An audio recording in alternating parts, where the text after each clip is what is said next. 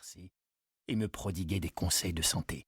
« Sortez d'ici », ordonnait-elle gentiment. « Allez faire un tour dans le parc pour vous aérer l'esprit. Ça fait des heures que vous êtes enfermé. »« Je suis déjà allé courir tôt ce matin », lui rappelai-je.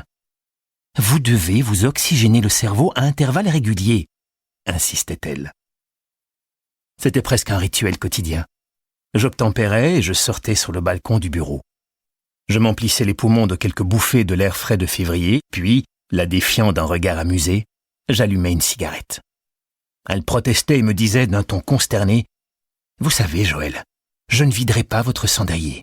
Comme ça, vous vous rendrez compte de ce que vous fumez. » Tous les jours, je m'astreignais à la routine monacale qui était la mienne en phase d'écriture et qui se décomposait en 3 étapes indispensables. Me lever à l'aube, faire un jogging et écrire jusqu'au soir. C'est donc indirectement grâce à ce livre que je fis la connaissance de Sloane. Sloane était ma nouvelle voisine de palier. Depuis son récent emménagement, tous les habitants de l'immeuble parlaient d'elle. Pour ma part, je n'avais jamais eu l'occasion de la rencontrer. Jusqu'à ce matin où, de retour de ma séance de sport quotidienne, je la croisai pour la première fois. Elle revenait elle aussi d'un jogging et nous pénétrâmes ensemble dans l'immeuble. Je compris aussitôt pourquoi Sloane faisait l'unanimité parmi les voisins. C'était une jeune femme au charme désarmant. Nous nous contentâmes d'un salut poli avant de disparaître chacun dans notre appartement. Derrière ma porte, je restai béat. Cette brève rencontre avait suffi à me faire tomber un peu amoureux. Je n'eus bientôt plus qu'une idée en tête, faire la connaissance de Sloane. Je tentai une première approche par l'entremise de la course à pied. Sloane courait presque tous les jours, mais sans horaire régulier. Je passais des heures à errer dans le parc Bertrand, désespérant de la croiser. Puis soudain, je la voyais qui filait le long d'une allée. En général, j'étais bien incapable de la rattraper et j'allais l'attendre à l'entrée de notre immeuble. Je trépignais devant les boîtes aux lettres, faisant semblant de relever le courrier chaque fois que les voisins allaient et venaient, jusqu'à ce qu'elle arrive enfin. Elle passait devant moi, me souriait, ce qui me faisait fondre et me décontenançait. Le temps de trouver quelque chose d'intelligent à lui dire, elle était déjà rentrée chez elle.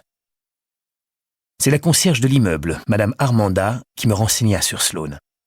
Elle était pédiatre, anglaise par sa mère, père avocat. Elle avait été mariée 2 ans, mais ça n'avait pas marché. Elle travaillait aux hôpitaux universitaires de Genève et alternait les horaires de jour ou de nuit, ce qui expliquait ma difficulté à comprendre sa routine. Après l'échec de la course à pied, je décidai de changer de méthode. Je confiai à Denise la mission de surveiller le couloir à travers le Judas et de m'avertir lorsqu'elle la voyait apparaître. Au cri de Denise, « Elle sort de chez elle !» Je déboulais de mon bureau, pomponné et parfumé, et j'apparaissais à mon tour sur le palier, comme s'il s'agissait d'une coïncidence.